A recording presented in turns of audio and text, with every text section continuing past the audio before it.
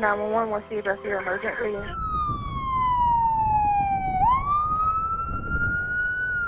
Every second your brain is experiencing a stroke, billions of brain cells are dying. And I noticed that she got up, sat up, but I noticed her left arm and her left side of her face starting to droop. That's when I said, I noticed this. You know what, that's a stroke. And all of my left side seemed very, very heavy, and I went down. I wasn't able to support myself.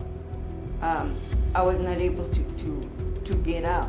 I was by myself, and all I could do was pray and stay conscious for 3 hours because nobody was there in the office with me. It may look like an ambulance on the outside, but on the inside, it carries vital equipment, medication, and staff, all there for one purpose and one purpose only, when every second counts. According to UMC, there are 32 mobile stroke units in the world, 20 in the USA, and 2 right here in Texas. So, Carla, we're here at UMC inside of the mobile stroke unit, and it's the 1 out of 2 in Texas. Talk a little bit about why it's so special.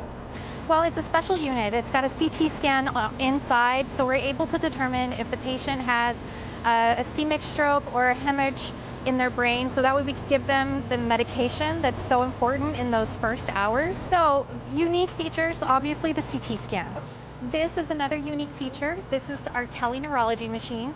So it's got a camera system and speaker system, so the neurologist can come directly in on screen, zoom in to see pupil sizes, everything. So we've got a basic EMT, we've got a paramedic, we've got a critical care neuro ICU nurse, and then we have a radiology tech that helps us with the CT scanner. So a lot of people. What would you say to people who maybe don't realize that there's not only all this high tech that's on board, right, but that high qualified individuals that are here to be able to provide that life-saving care? Oh yes, it's unmatched by anything else. I mean, only mobile stroke units will have this capability to have those neurologists available. And we are lucky enough to have the second in Texas. So in those few years, have you noticed maybe certain circumstances or certain things that have arose that have made you guys really understand how beneficial having this is versus just an ambulance going to pick up that patient?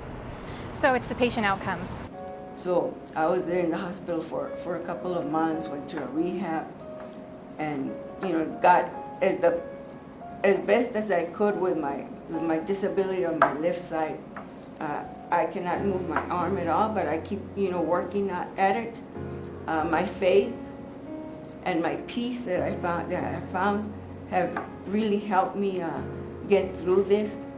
I like to say that we're Gonzalez strong because I take every challenge and we work through it and we get through anything that comes at us. I wish we had that special stroke unit at the time because I would have been completely a different person. See, you're gonna make me cry. No, it's amazing how far I've come. I still show her the videos when she gets a little down.